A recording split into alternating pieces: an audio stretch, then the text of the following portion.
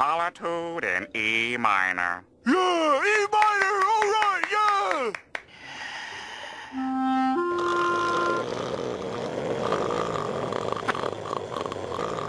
Okay, I want to start with saying I have nothing but respect for Mark Cerny. Or is it Kearney? Cerny or Kearney? I forgot. Maybe it's Kearney. He's a very, very smart man. He fucking, he's intelligent. He definitely knows what he's talking about. But holy shit, that was the driest, most boring presentation of anything I've ever seen. I immediately felt like I was some kind of college lecture, just fucking watching a PowerPoint and being forced to write notes and just sitting there at like fucking 6 a.m. trying not to fall asleep. And not boring as in I wasn't interested in what he was talking about. Just like the way he was talking, it was like he was some kind of evil villain who was just letting you know about his diabolical plan before he fucking pressed a button and launched a nuke towards the fucking United States. I'm a PC gamer and I do have an interest in, the individual parts, and I like knowing how they work. So it's not that he wasn't saying anything interesting, it's just, that's just his style. He just, here are the facts, I'm providing them very dry and like a robot, no humor. I'm a little bit disappointed. I thought he would at least show like an example. Like I wasn't expecting like a bunch of trailers for games or anything like that. But I was expecting, hey, here's an example of this loading this way and this and that. But anyways, we finally got all the fucking specs. All the specs are confirmed now, so let's go over them. But before we go over the specs, I really find them very interesting compared to Xbox Series X. It's like the Xbox is kind of a tanky, meaty, like, just brute forcing that fucking, the GPU power and shit like that. But, and the PS5 is more about speed. It's more about, it's gonna have, obviously, they're gonna be identical, in practice. I'm just talking about, like, this is just on paper. Sony's taking more of an approach of, like, more quality of life improvements, and not saying that the Xbox is so dramatically slower than the PS5, but I mean the SSD itself is like twice as fast, and like the clocks on the CPU and GPU are maxed out. There are lower computing units on PS5, but they are maxed out. Their clock speed is maxed out versus Xbox Series X having more of them, but they're not maxed out. So let's just go over the PS5 specs. So they have an 8-core Zen 2 processor that's clocked at 3.5 gigahertz, and that is like a max clock, but they are doing some type of variable frequency with that and the GPU.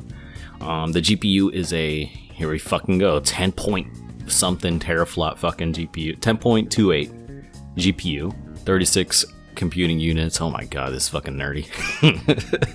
At 2.23 gigahertz maxed out. And yes, it is running under the RDNA 2 architecture from AMD.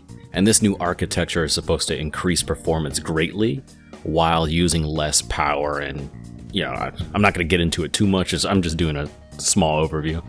During the whole presentation, he was emphasizing that teraflops isn't the only, it's just a number. It's only part of the GPU that's being talked about.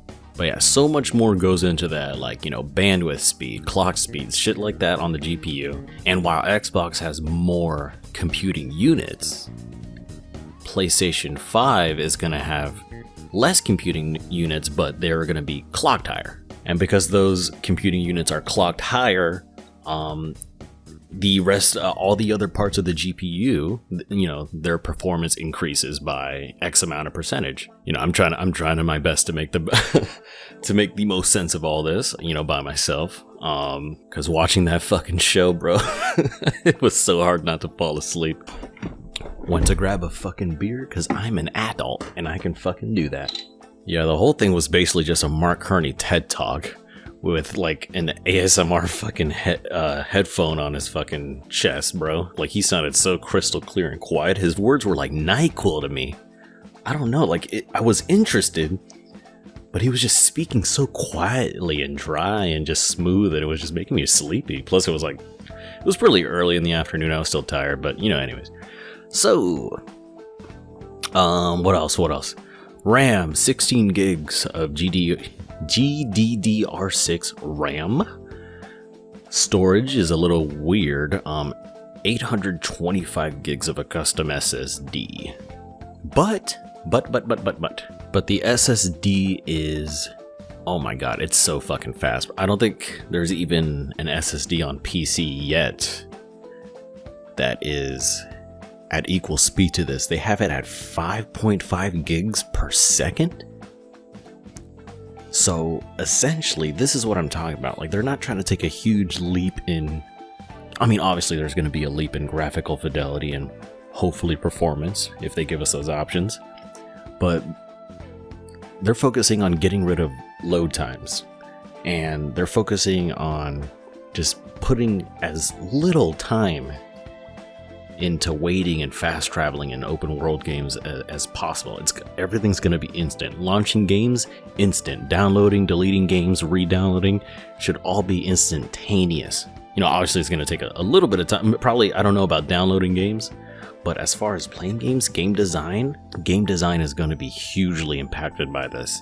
I don't want to get too much into that until we see more on it, but I already saw a bunch of developers on Twitter being really excited for this.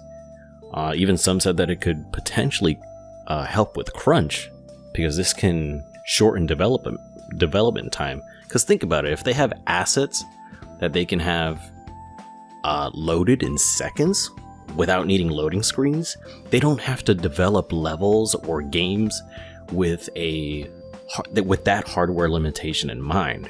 They don't need to have loading screens, so you can have a huge open world map where, like in Anthem, it was a huge world, but it was cut off in segments. And he used Jack 2's Haven City as an example, because game design for an open world like that hasn't really been any more different than that. It's a huge city, and you go around the main hub, and then you go to other sections of that open world of that city. But when you load up the level, you have to load up the levels in between. So this can potentially get rid of all of that, and we can truly have a huge open world, no loading. And if anything needs to be loaded, like fast travel or anything, literally seconds, probably instantaneous. But yeah, and we're gonna have expandable storage. It's gonna have an NVMe SSD slot and a 4K Blu-ray drive, like anyone gives a fuck about that. But yeah, I mean, on paper and the way he described it, this seems like it's gonna be just a really good jump in. I really like the processor. I really like what the GPU sounds like it'll do. That boost variable frequency mode for on the GPU side sounds interesting. I can't wait to see how developers develop on that. And with the SSD, the more people, this is why I like consoles. The second they adopt something, it's gonna be mainstream. More people will develop for an SSD, which means games become better. They can become bigger and more optimized. But yeah, the main things he's focusing on is SSD speed, for game development, level loading, game starting, downloading games, deleting them. Like they want it to be fast, just taking seconds. I'm sorry if the snap really sounded bad, but so on that SSD and backwards compatibility, what did he say? It was like 100 games for. They looked at the top 100 games by playtime on PS4, and most of them are going to be available to play on PS5 in like an enhanced mode, day one. So not the whole library. He wasn't too clear on that. I'm hearing like misinformation on both sides of this, so I really hope they clear this up later in a post or something. But they are saying basically that it's either not all games for PS4 will be supported, or just 100, and then the rest will come over time. They really need to clear that up, because I'm hearing different shit from everybody. And another thing they really touched on that I'm really interested in is the 3D audio. So kind of like with ray tracing, how they want to accurately display how light reflects off surfaces. They want to do this with 3D, with audio. You know, the same way. They want you to be able to tell which direction a sound is coming from. Like, you know, precisely.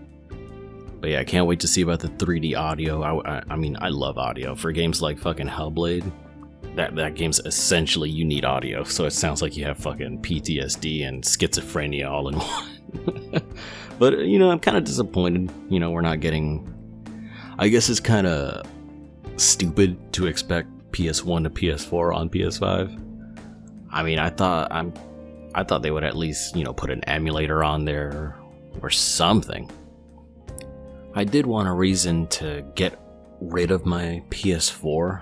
Kind of wanted to give it to a friend, and so, you know, I could just run all my games backwards, but I guess I'll see what the list is. I'm sure they'll release a list and say what's gonna be supported day one.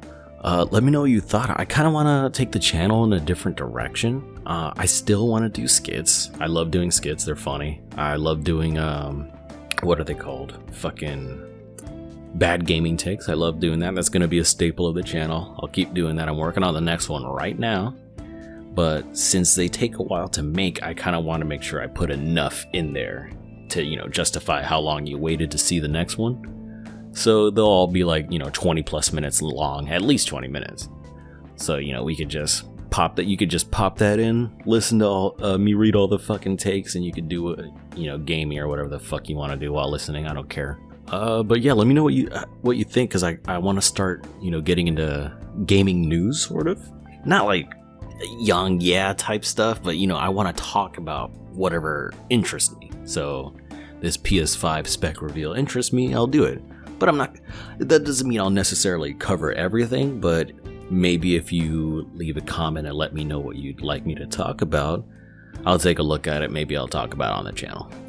But yeah, thank you guys so much for watching. I'll see you in the next one.